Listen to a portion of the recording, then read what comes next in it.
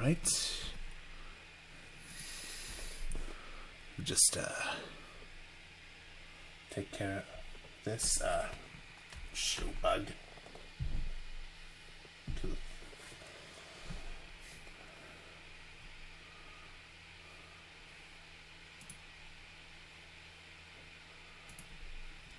Give me a minute, guys. I'm just gonna set something real quick. Come on. Let's see.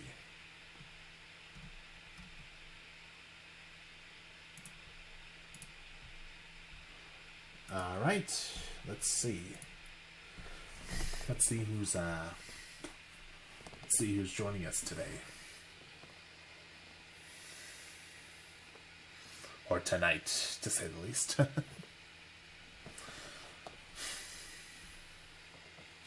All right. Good evening, everybody. Converse Games here, and welcome to something new on my channel. You probably already read the title, but today we are doing Stories with Con. This is the very first episode of it, as a matter of fact. Just give me a minute to adjust my light. And just to give you guys the best from me, anyways. You're probably wondering why I've decided to do this. Well, that's because it's kind of a thing I like to keep going every now and again. I just want to keep you guys entertained in the long run. So, I'm going to start with this. Five Nights at Freddy's The Silver Eyes. And today we'll be reading through chapters 1 and 3. If you guys want to see more of this, let me know down in the chat, and let me know what other books you would like me to read to you guys. Now, without further ado, let's start. But first, if you want to see more of this, subscribe to the channel and leave a like, comment down below what else you would like me to do. And also, please send support to Scott Coffin. He's going through some tough times, and that's the last thing we need. Alright, I'm gonna put on some music, so don't worry, it's not copyrighted.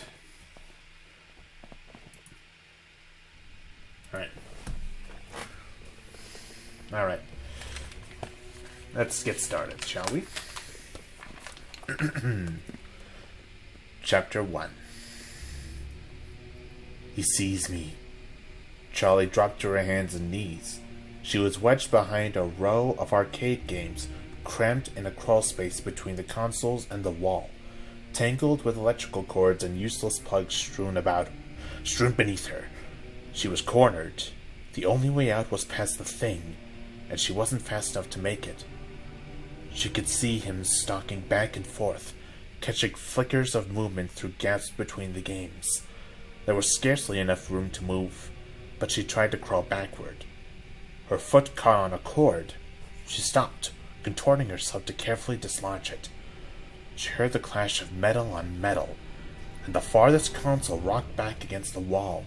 He hit it again, shattering the display. He then attacked the next, crashing against them almost rhythmically, tearing through the machinery, coming closer. I have to get out. I have to. The panicked thought was of no help. There was no way out. Her arm ached, and she wanted to sob aloud. Blood soaked through the tattered bandage, and it seemed as though she could feel it draining out of her. The console a few feet away crashed against the wall, and Charlie flinched. He was getting closer. She could hear the grinding gears of clicking servos ever louder. Eyes closed, she could see the way he looked at her, see the matted fur and the exposed metal beneath the synthetic flesh. Suddenly, the console in front of her was wrenched away. It toppled over, thrown down like a toy. The power cords beneath her hands and knees were yanked away, and Charlie slipped, almost falling. She caught herself and looked up just in time to see the downward swing of a hook. Welcome to Hurricane, Utah. Charlie smiled wryly at the sign and kept driving. The world didn't look any different from one side of the sign to the other, but she felt a nervous anticipation as she passed it. She didn't recognize anything. Then again, she hadn't really expected to. Not this far at the edge of town, where it all was highway and empty space. She wondered what the others would look like, who they were now. 10 years ago, they had been best friends. And then it happened. And everything ended. At least for Charlie. She hadn't seen any of them since she was 7 years old. They had written all the time as kids, especially Marla, who wrote like she talked, fast and incoherent. But as they got older, they had grown apart. The letters had grown fewer and further between, and the conversations leading up to this trip had been perfunctory and full of awkward pauses.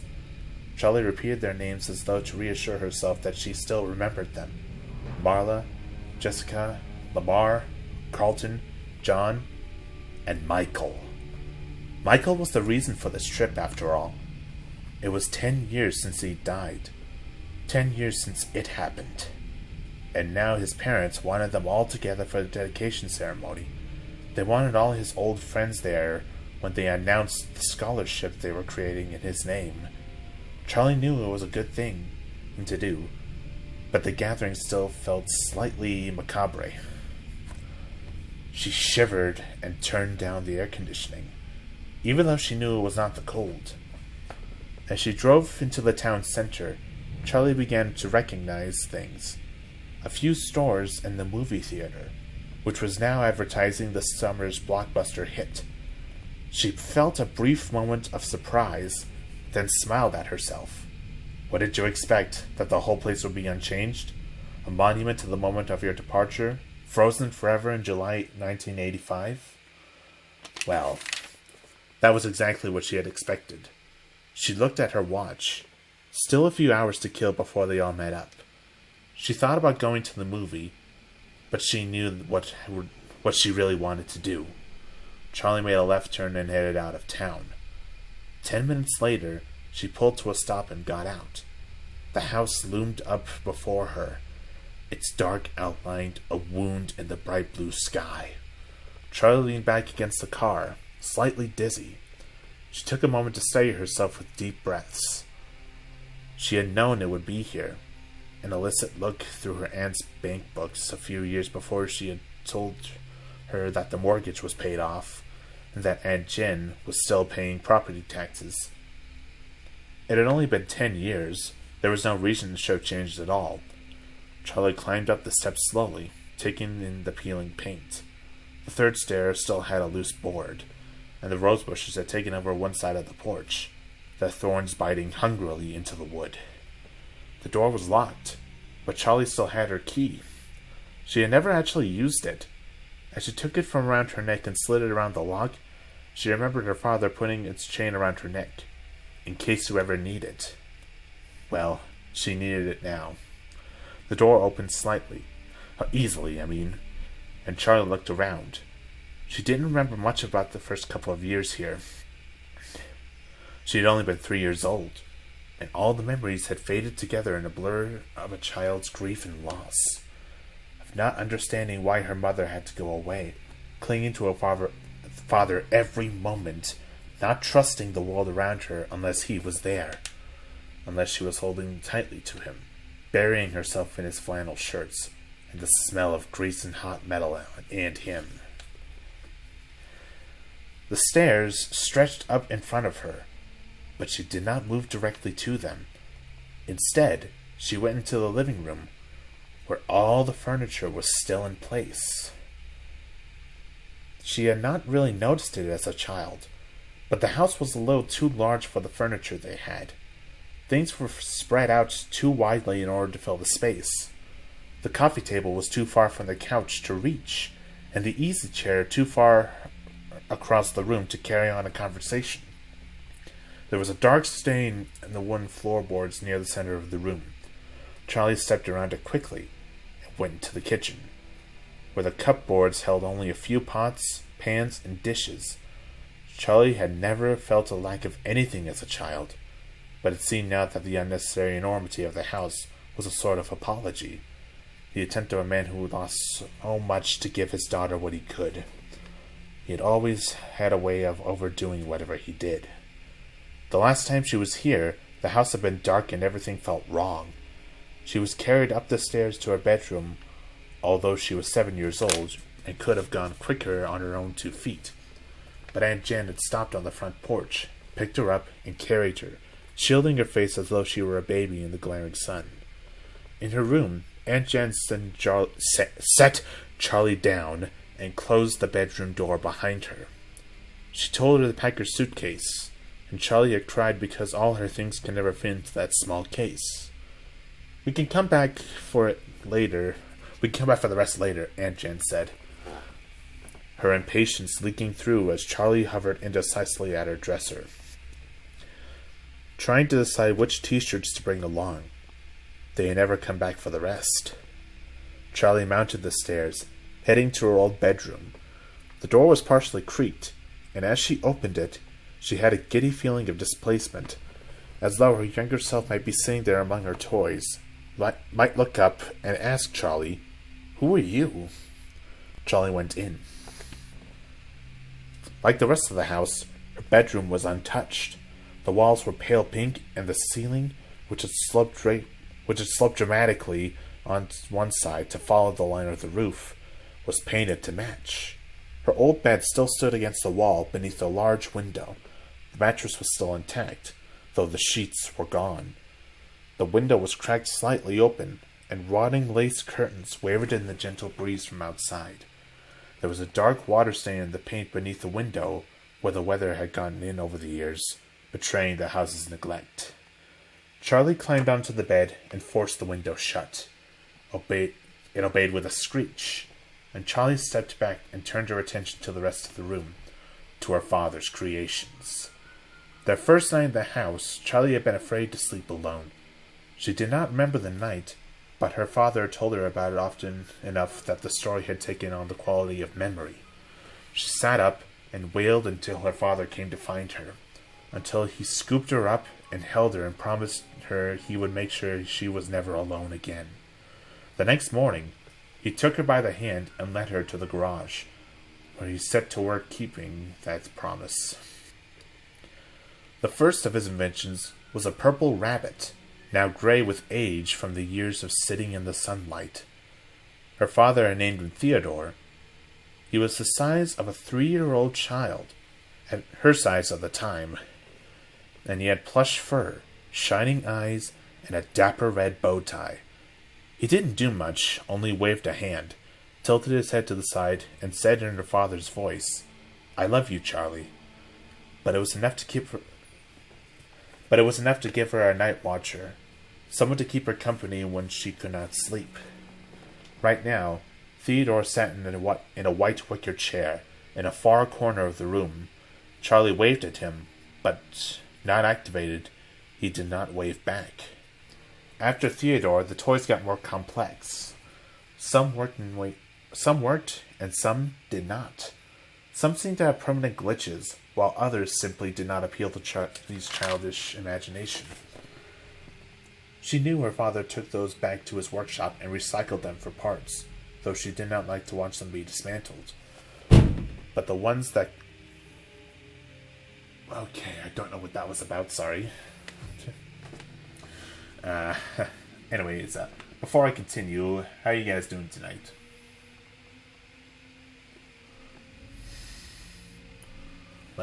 I'm actually curious. I just want to be sure that,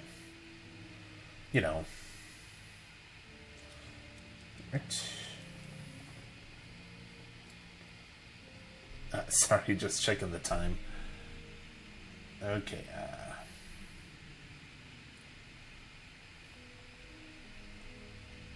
anything exciting you'd like to share?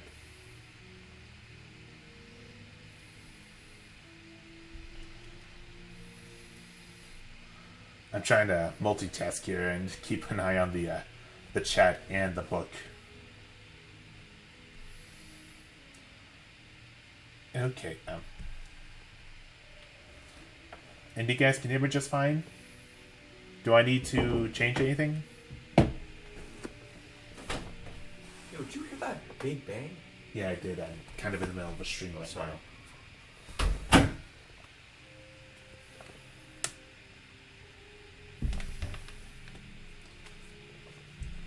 Okay,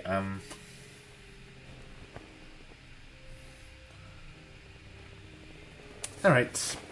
Where was I? Okay, I am so sorry, guys. I lost track of where I was. Okay, here I am. But the ones that were kept, those she loved. They were here now, looking at her unexpectedly. Smiling, Charlie pushed a button beside her bed, gave way stiffly. But nothing happened. She pushed it again, holding it down longer. And this time, across the room and with a weary creak of metal on metal, the unicorn began to move. Let's see, here we go. The unicorn, Charlie named him Stanley for some reason she could no longer remember, was made of metal and had been painted glossy white. He trundled around the room on a circular track, bobbing his head stiffly and up and down. The track squealed as Stanley rounded the corner. Wow, that was redundant. I'm so sorry. And came to a stop beside the bed. Charlie knelt beside him on the floor and patted his flank. His glossy paint was chipped and peeling, and his face had given over to rust. His eyes were lively, gazing out of the decay. "You need a new coat of paint, Stanley," Charlie said. The unicorn stared ahead, unresponsive. At the foot of the bed, there was a wheel, made of patched-together metal. It had always reminded her of something she might find on a submarine. Charlie turned it. It stuck for a moment, then gave way, rotating as it always did, and across the room of the smallest closet door swung open.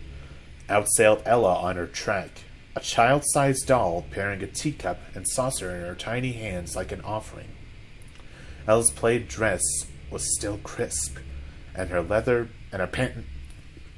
patent leather shoes still shone. Perhaps the closet had protected her from the damage of the damp. Charlie had the identical outfit, back when she and Ella were the same height. "Hi, Ella," she said softly. As the wheel unwound, Ella retreated to the closet again, the door closing behind her. Charlie followed her. Closets had been built to align with a slant of the ceiling, and there were 3 of them. Ella lived in the short one, which is about 3.5 feet tall.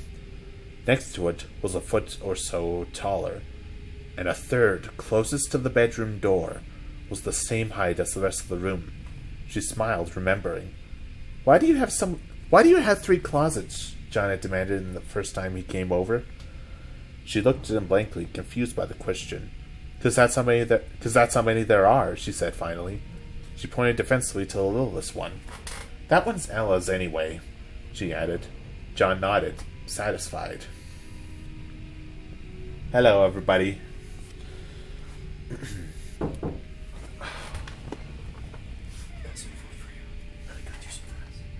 kind of in the middle of a story right now. Sorry, guys.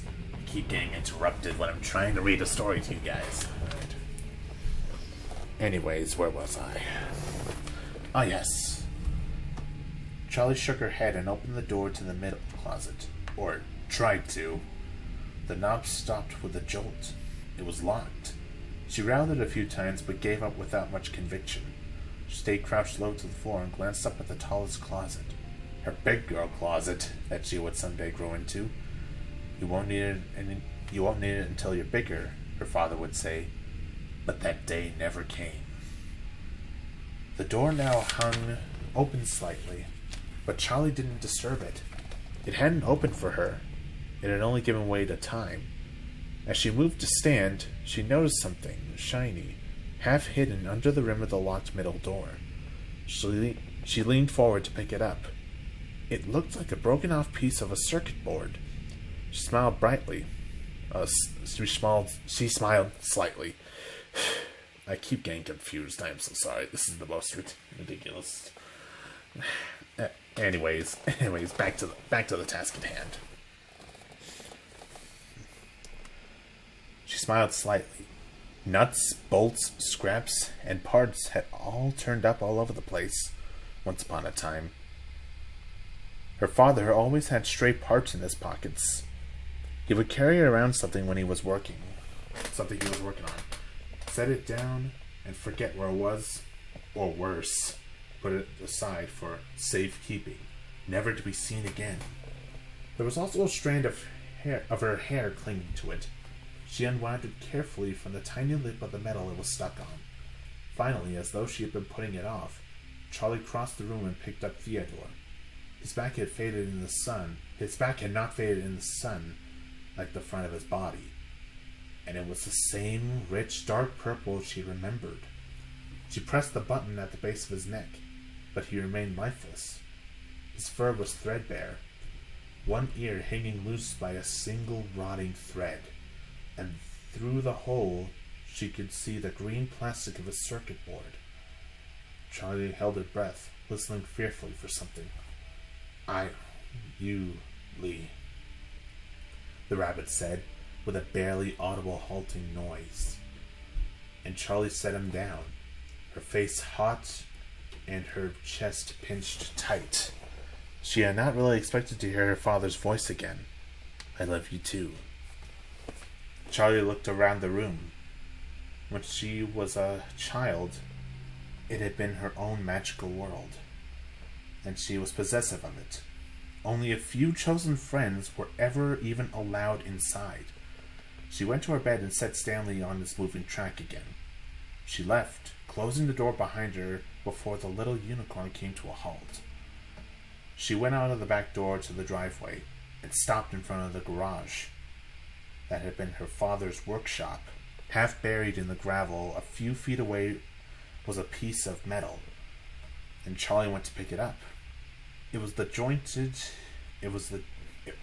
jointed in the middle, and she held it in her hands, smiling a little as she bent it back and forth. An elbow joint, she thought. I wonder who that was going to belong to. She had stood in this exact spot many times before. She closed her eyes, and the memory overwhelmed her.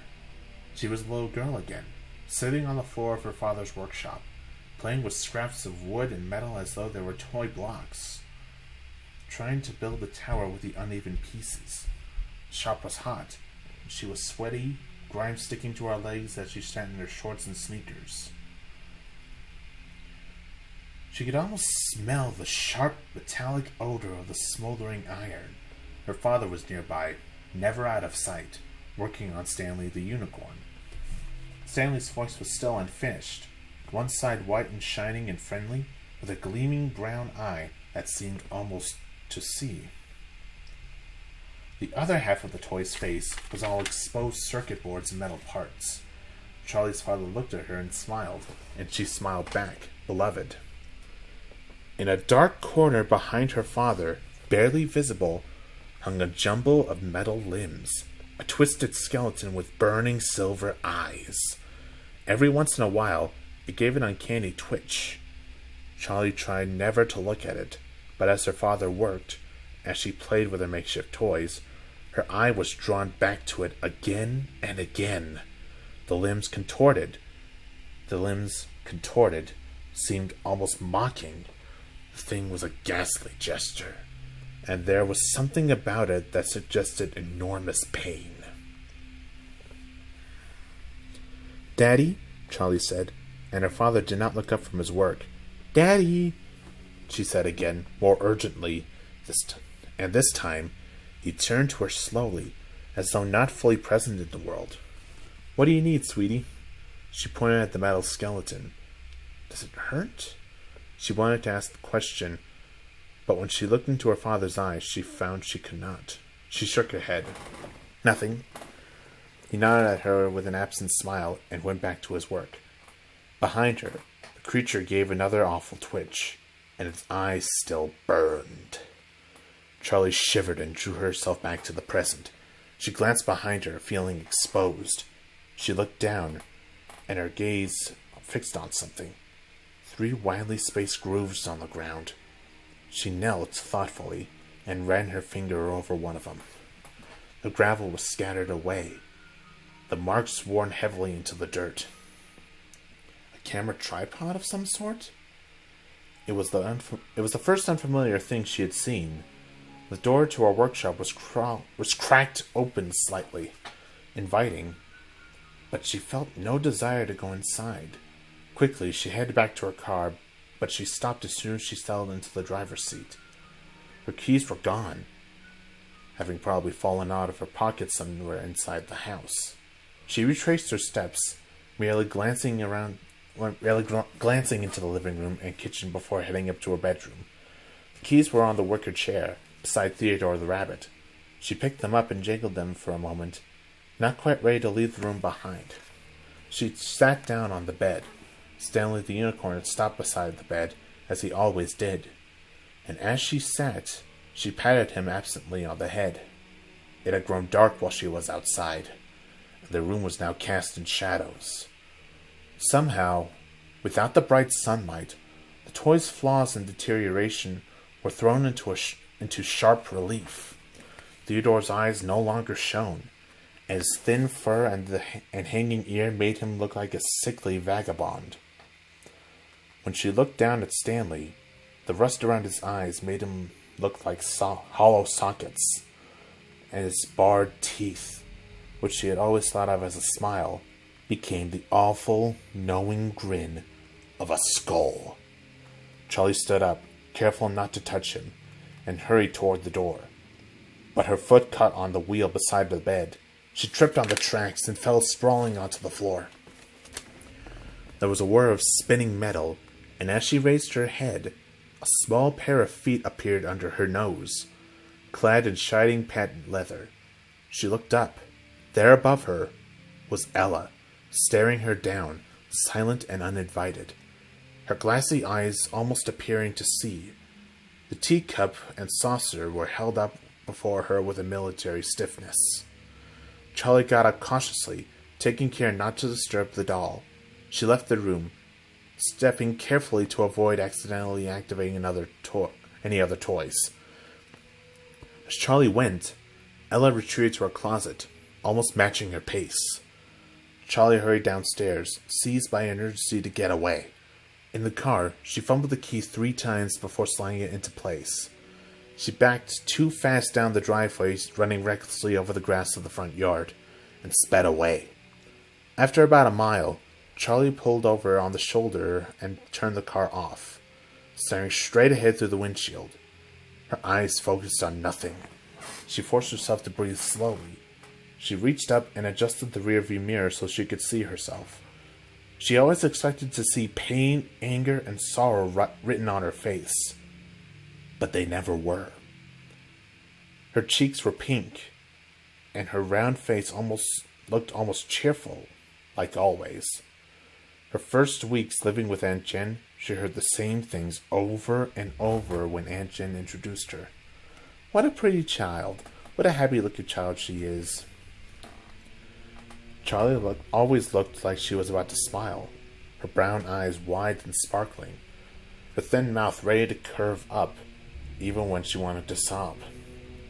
The incongruity was a mild betrayal.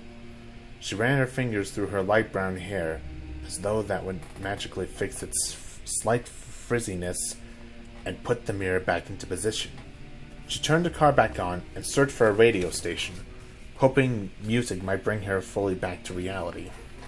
She flipped from station to station, not really hearing what any of them were playing, and finally settled on an AM broadcast with a host who seemed to be yelling condescendingly at his audience. She had no idea what he was talking about, but the brash and annoying sound was enough to jar her back to the present. The clock in the car was always wrong, so she checked her watch. It was almost time to meet with her friends at the diner they had chosen, near the center of town. Charlie pulled back onto the road and drive, letting the sound of the angry talk radio host soothe her mind. Okay, let's see.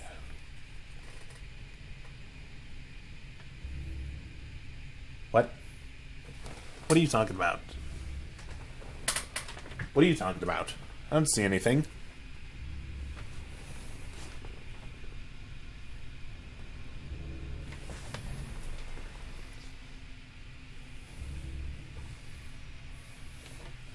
Dude, I don't see anything.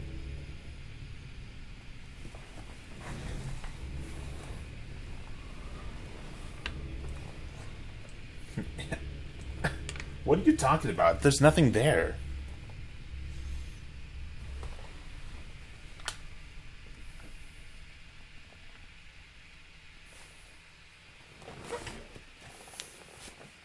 That's not...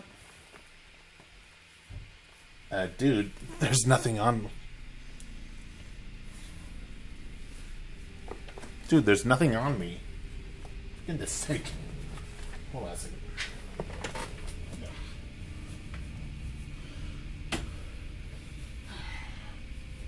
Yeah, there's nothing on me.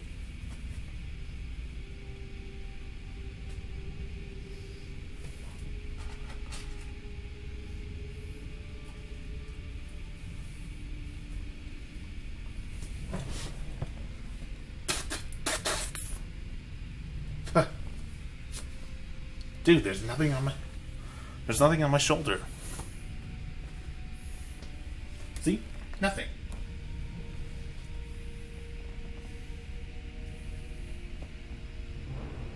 I don't know what I don't know what you're talking about. There's no spider on me, dude. See? Nothing.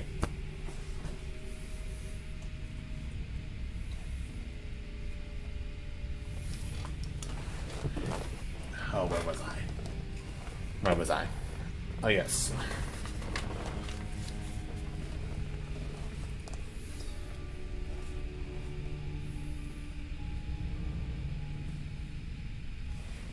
What are you talking about? There's...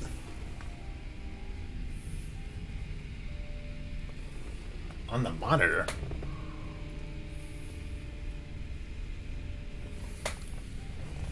Behind the monitor? What are you talking about? Dude, are you talking about this?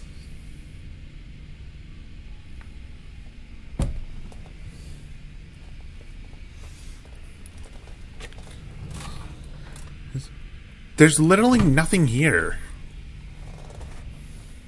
That's just the...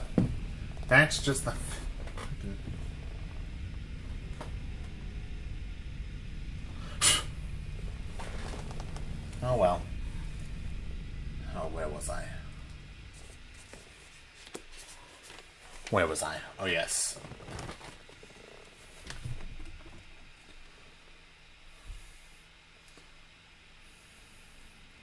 When she reached the restaurant, Charlie pulled into the lot and stopped, but did not park. The front of the diner had a long picture window all across it. She could... Excuse me, Gracie, do you want to be a part of the story time too?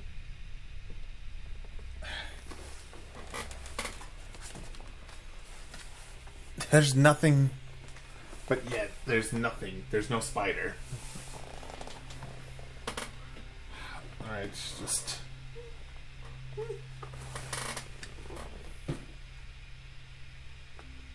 Anyway, back to the task at hand. I want to get through this. I want to get through this chapter. Anyway.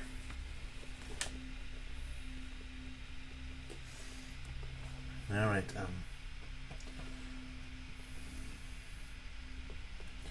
Though she had not seen them for years, it took her only a moment to spot her friends through the glass. Jessica was easiest to pick out from the crowd. She always enclosed pictures with her letters, and right now, she looked exactly like her last photo. Even seated, she was clearly taller than either of the boys, and very thin. Though Charlie, he could not see her full outfit. She was wearing a loose white shirt with an embroidered vest, and she had a brimmed hat perched on her glossy, shoulder-length brown hair, with an enormous flower threatening to tip it off her head, when she gestured excitedly about something as she spoke. The two boys were sitting next to each other, facing her. Carlton looked like an older version of his red-headed childhood self. He still had a bit of a baby face.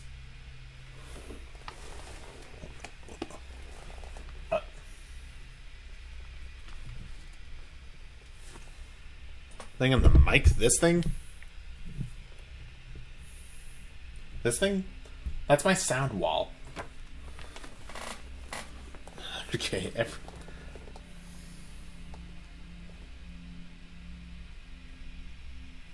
Gracie, do you mind? Found up distractions, Ducky. Come on. Gracie. Alright, here we go. Bloody hell. Alright.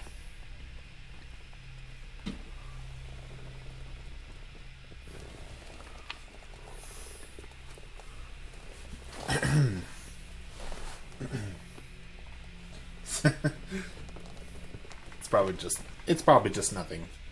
Let's see. He still had a bit of a baby face, but his features had refined, and his hair was carefully tousled and held in place by some alchemical hair product. He was almost pretty for a boy, and he wore a black workout shirt, though she doubted he'd ever worked out a day in his life. He slouched forward on the table, resting his chin in his hands. Beside him, John sat closest to the closet. John had been the kind of child who got dirty before he even went outside. There would be paint on his shirt before the teacher handed out the watercolors, grass stains on his knees before they came near a playground, and dirt under his fingernails just after he washed his hands. Charlie knew it was him because it had to be, but he looked completely different. The grubbiness of his childhood had been replaced by something crisp and clean. He was wearing a neatly pressed light green button-down shirt, the sleeves rolled up and the collar open, preventing him from looking too uptight.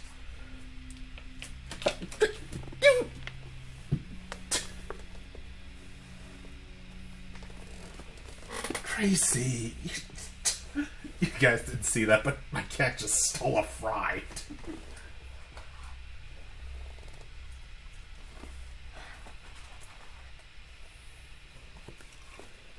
I think that's just something. I think that's just imagination.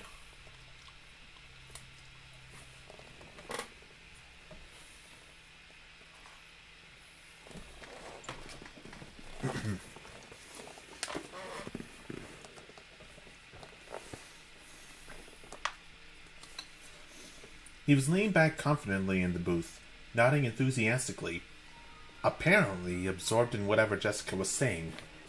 The only concession to his former self was his hair, sticking up all over his head, and he had a 5 o'clock shadow.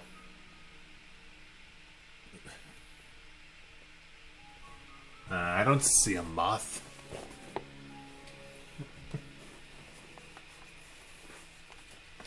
I seriously don't see a moth anywhere, dude. Oh, okay. On the box? What are you talking about?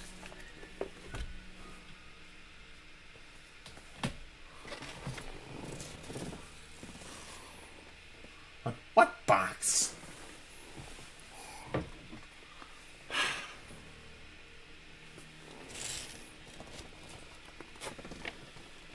That's just your imagination. That's just... It's probably just my camera quality playing tricks on you. Like, there's nothing in here. Just this. See?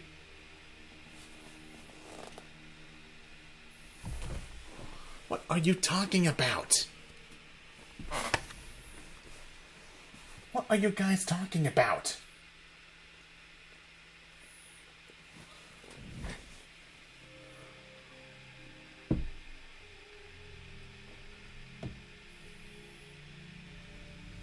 Yeah, it's just the light playing tricks on you. Not for crying out loud.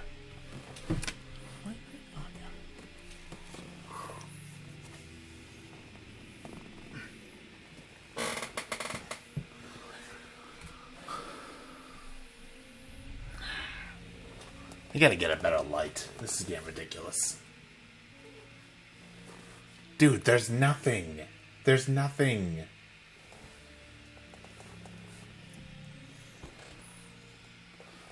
It's just the light playing tricks on you. Anyway, back at it. Here we go.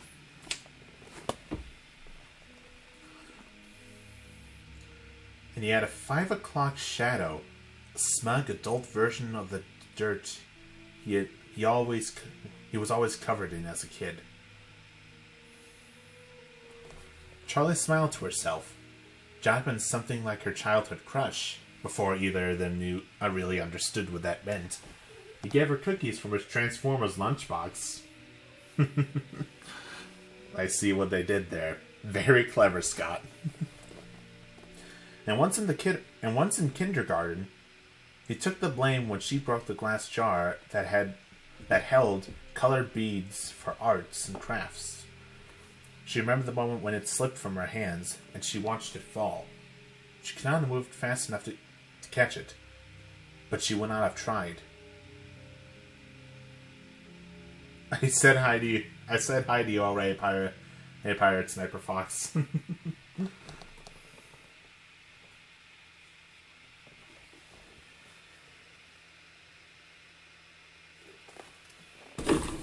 You're letting your imagination play tricks on you. Like, there's nothing here. There's literally nothing here.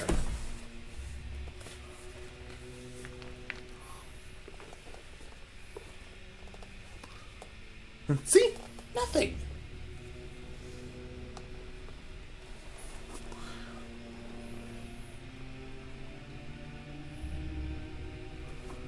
Oh. Unless it's this thing, you mean.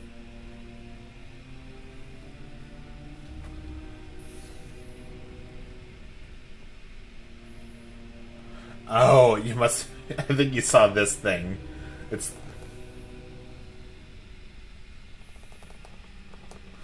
probably just... This is actually the microphone for this. But I'm not currently using it at this point, so... Yeah.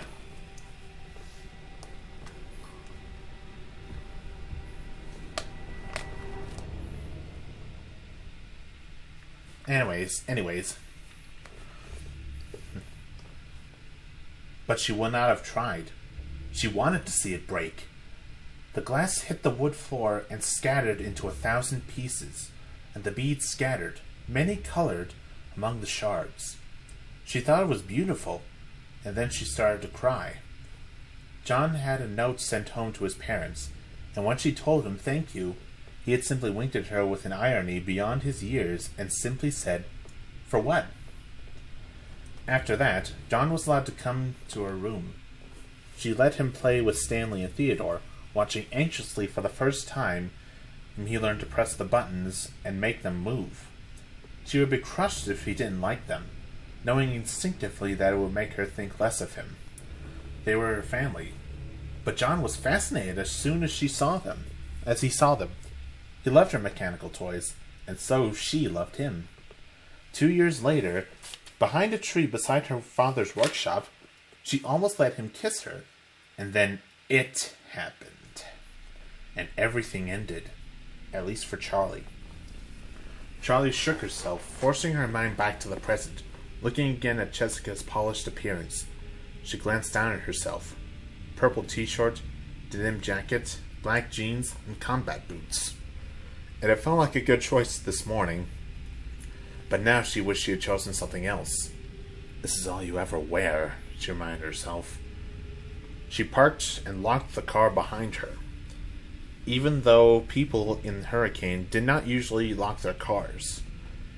Then she went into the diner to meet her friends for the first time in 10 years. The warmth, noise, and light of the restaurant hit her in a wave as she entered. For a moment she was overwhelmed, but Jessica saw her person in the doorway and shouted her name, Charlie smiled and went over.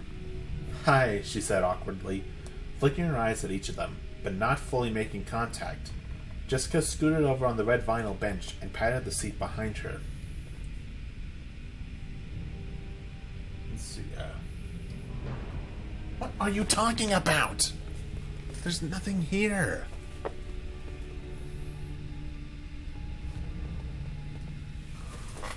What are you talking about?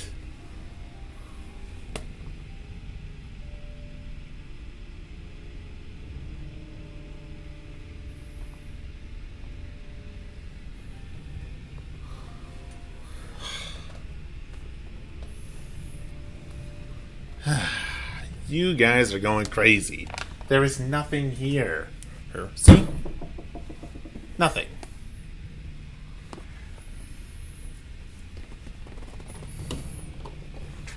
See? Nothing. That's just some fuzzies or something.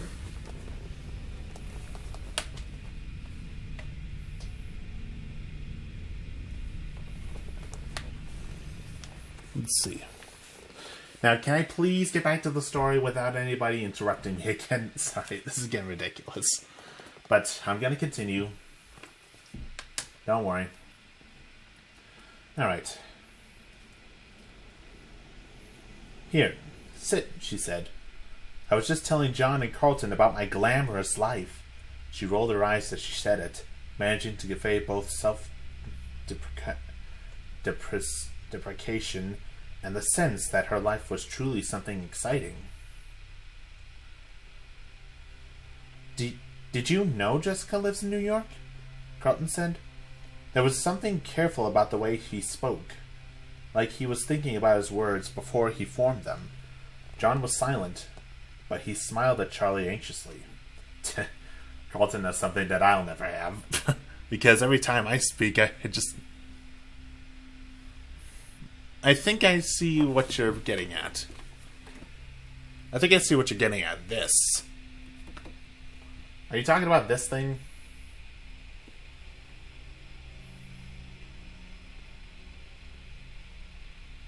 Byron, don't do that. Yeah, you almost had you had me thinking that there actually was something.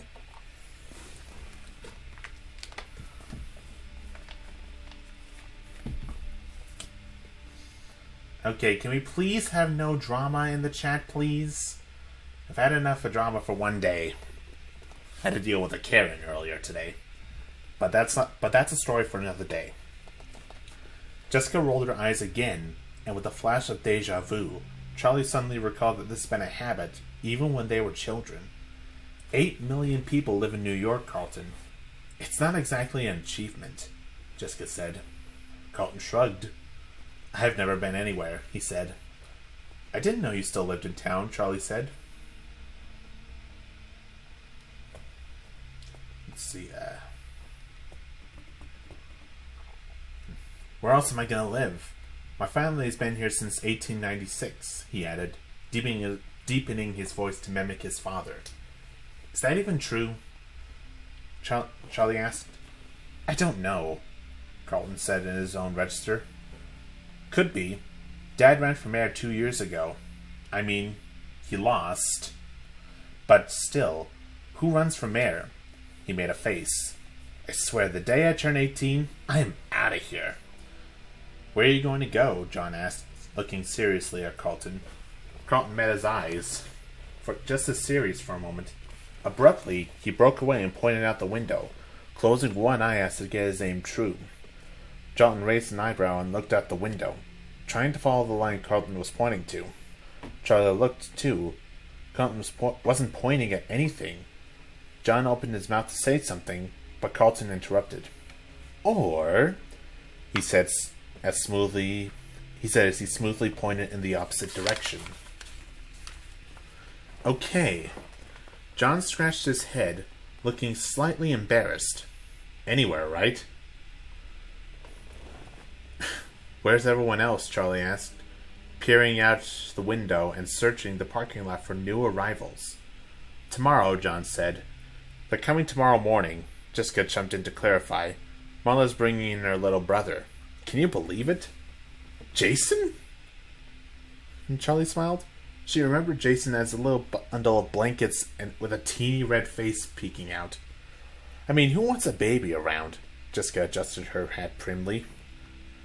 I'm sure he's not a baby anymore, Charlie said, stifling a laugh. Practically a baby, Jessica said. Anyway, I booked us a room at the motel down by the highway. It was all I could find. The boys were staying with Carlton. Okay, Charlie said. She was vaguely impressed by Jessica's organization, but she wasn't happy about the plan. She was loath to share a room with Jessica, who now seemed like a stranger. Jessica had become the kind of girl who intimidated her, polished and immaculate, speaking as though she had everything in life figured out. For a moment, Charlie considered going back to her old house for the night, but as soon as she thought of it, the idea repelled her. That house at night was no longer the province of living. Don't be dramatic, she scolded herself. But now John was speaking. He had a way of commanding attention with his voice, probably because he spoke less often than everyone else. He spent most of his time listening, but not out of reticence. I'm sorry, guys. I've seen... If you guys haven't read this book, you really got to give this you really have to give this a shot. It is very good. All right, where was I? That time I distracted myself because I wanted to talk to you guys by reading the chat and reading this book, trying to multitask. You know. Now I gotta be a little more quiet, but you know. He was gathering information, speaking only when he had wisdom or sarcasm to dispense. Often it was both at once. Does anyone know what's happening tomorrow? They were all silent for a moment, and the waitress took the opportunity to come over for their order. Charlie flipped quickly through the menu, her eyes not really focusing on words. Her turn to order came much faster than she was expecting, and she froze. I'm 21, almost 22. Eggs, she said at last. The woman's hard expression was still fixed on her, and she realized she had not finished. Scrambled wheat toast, she added, and the woman went away. Charlie looked back down at the menu. She hated this about herself. When she was caught off guard, she seemed to lose all ability to act or process what was going on around her. People were incomprehensible, their demands alien. Ordering dinner shouldn't be hard, she thought. The others had begun their conversation again, and she turned her attention to them, feeling like she had fallen behind. What do we even say to his parents? Jessica was saying. Carlton, do you ever see them? Charlie asked. Not really, he said. Around, I guess, sometimes. I'm surprised they stayed in Hurricane, Charlie said with a note of worldly disapproval in her voice. Charlie said nothing, but she thought, how could they not? His body had never been found. How could they not have secretly hoped he might come home, no matter how impossible they knew it was? How could they leave the only home Michael knew? It would mean, really, finally giving up on him. Maybe that was what this scholarship was, an admission that he was never coming home. Charlie was acutely aware that they were in a public place, where talking about Michael felt inappropriate. They were, in a sense, both insiders and outsiders. They had been closer to Michael, probably more than anyone in this restaurant, but with the exception of Carlton, they were no longer from Hurricane. They did not belong. She saw the tears falling on her paper placement before she felt them, and she hurriedly wiped her eyes, looking down, hoping no one had noticed. When she looked up, John appeared to be studying his silverware, but she knew he had seen. She was grateful to him for not trying to offer comfort. John, do you still write? Charlie asked. John declared himself an author when they were about 6. having learned to read and write when he was 4, a year ahead of the rest of them. At the age of 7, he completed his first novel and pressed his poorly spelled, inscrutable, illustrated creation on his friends and family, demanding reviews. Charlie remembered that she had only given him 2 stars. John laughed at the question. I actually do my E's the right way these days, he said. I can't believe you remember that. But I do, actually, yeah. He stopped, clearly wanting to say more. What do you write? Carlton obliged, and John looked down at his placement, speaking mostly to the table. Alright, good night. Good night, man. Anywho.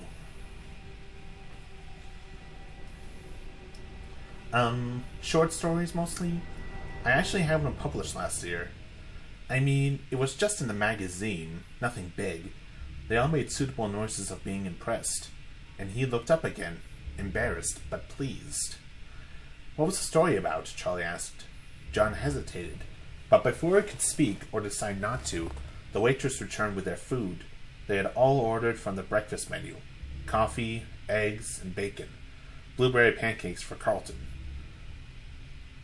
The brightly colored food looked hopeful, like a fresh start to the day. Charlie took a bite of her toast, and they all ate silently for a moment. Hey, Carlton, John said suddenly. Whatever happened to Freddy's, anyway? There was a brief hush. Carlton looked nervously at Charlie, and Jessica stared up at the ceiling. John flushed red, and Charlie spoke hastily. It's okay, Carlton. I'd like to know, too. Carlton shrugged, stabbing his pancakes nervously with his fork. They built over it, he said. What did they build? Jessica asked. Is there something else there now? Was it built over or just torn down? John asked. Carlton shrugged again, quick, like a nervous tick. Like I said, I don't know. It's too far back from the road to see, and I haven't exactly investigated. It might have been leased to someone, but I don't know what they did. It's all been blocked off for years, under construction. Do you mind? You can't even tell if the building is still there. So it could still be there? Jessica asked with a spark of excitement breaking through. Like I said, I don't know. Charlie felt the diner's fluorescent lights glaring down on her face, suddenly too bright. She felt exposed. She had barely eaten, but she found herself rising from the booth, pulling a few crumpled bills from her pockets and dropping them on the table. I'm going to go outside for a minute, she said. Smoke break, she said hastily. You don't smoke, she chided herself for the clumsy lies as she made her way to the door, jostling past the family of 4 without saying excuse me, and stepped out into the cool evening. She walked to her car and sat on the hood, the metal denting slightly under her weight. She took in breaths of the cool air, as if it were water, and closed her eyes. You knew it would come up. You knew you would have to talk about it, she reminded herself. She had practiced on the drive here, had forced herself to think back to the happy memories, to smile and say, remember when? She thought she was prepared for this, but of course she had been wrong. Why else would she have run out of the restaurant like a child?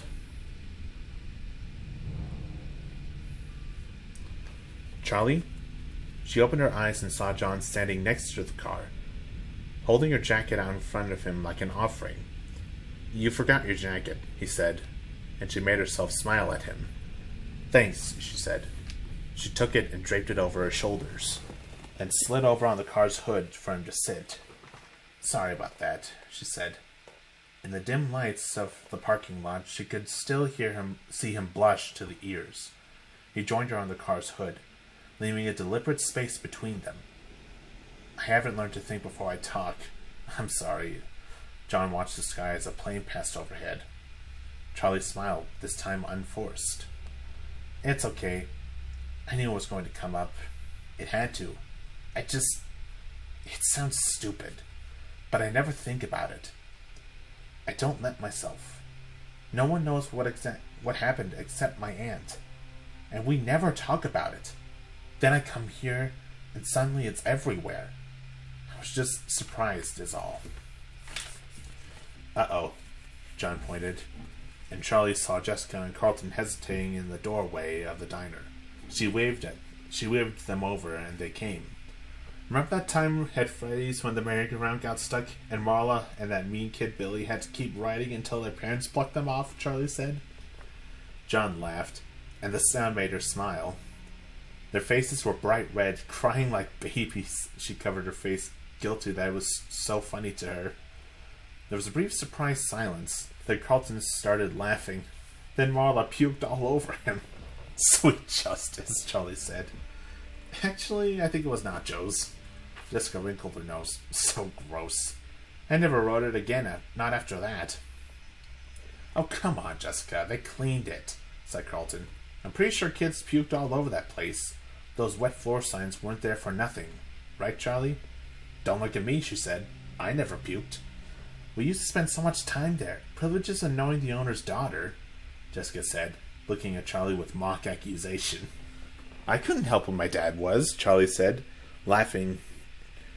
Jessica looked thoughtfully for a moment before she continued. I mean, how could you have had a better childhood than spending all day at Freddy Fazbear's Pizza? I don't know, said Carlton. I think that music got to me over the years. He hummed a few bars of the familiar song. Charlie dipped her head to it, recalling the tune. Let's see, where was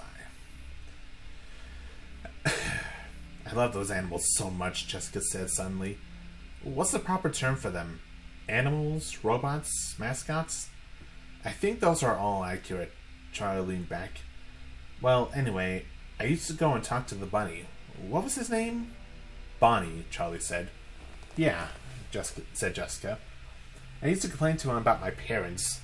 I always thought he had an understanding look about him. Carlton laughed. Animatronic therapy, recommended by 6 out of 7 crazy people. Shut up, Jessica retorted. I knew he wasn't real. I just liked talking to him. Charlie smiled a bit. I remember that, she said. Jessica in her prim little dresses, her brown hair in 2 tight braids, like a little kid out of an old book. Walking up to the stage when the show was over, whispering earnestly to a life-size animatronic. If anyone came up beside her, she went instantly silent and still, waiting for them to go away so she could resume her one-sided conversations.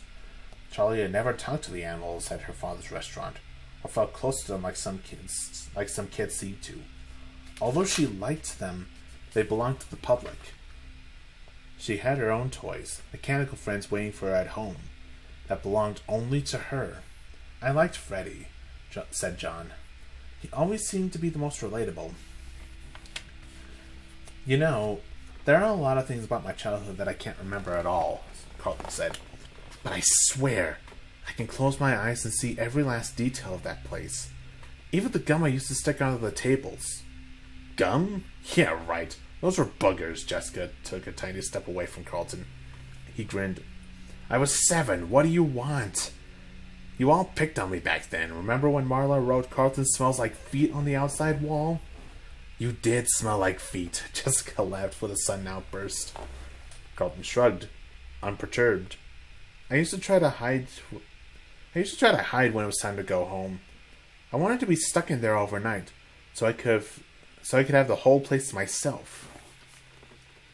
Yeah, you always kept everyone waiting, said John, and you always hid under the same table.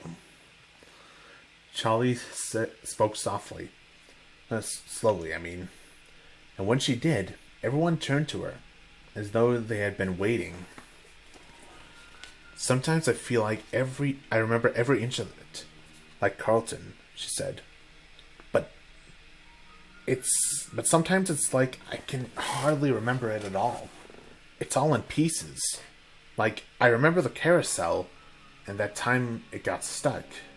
I remember the drawing on the placemats. I remember the little things.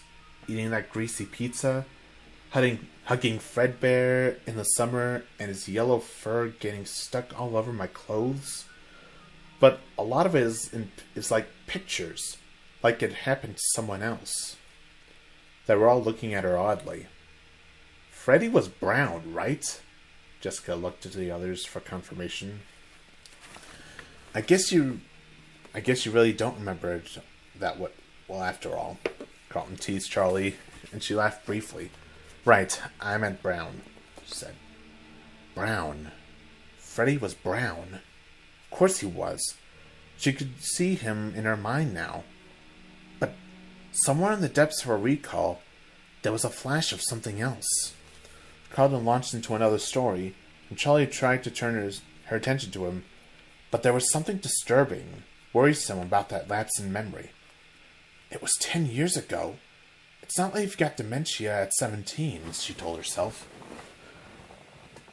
But it was such a basic detail to have misremembered.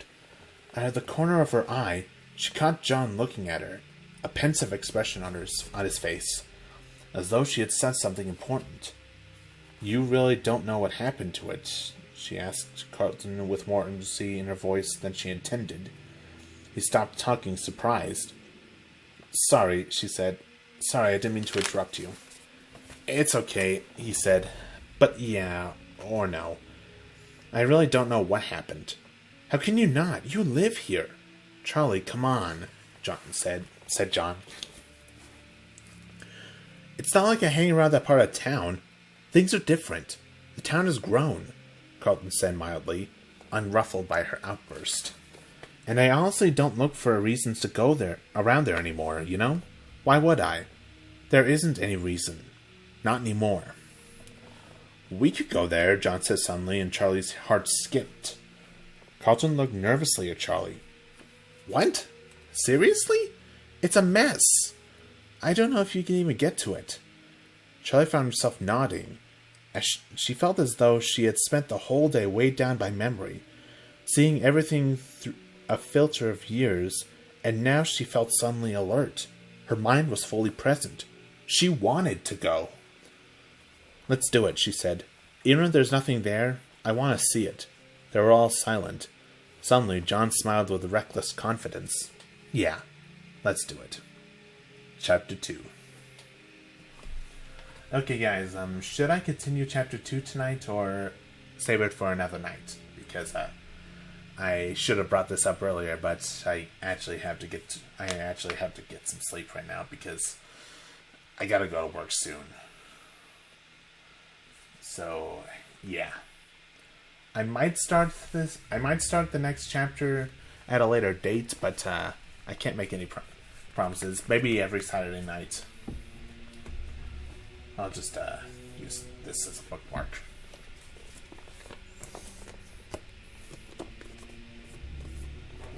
Good night, man.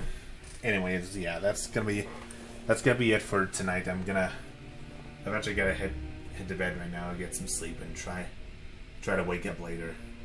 So, yeah. Thank you guys so much for tuning in to the stream. Thank you so much for listening. I'll just change it to Chapter 1. Yeah, so that's going to be everything for tonight, guys. I hope you enjoyed. And if you want to see more of this, smash the like button, subscribe to the channel if you're new, and stay tuned for more if you are ready. Alright, with that, I'll see you guys later. See ya.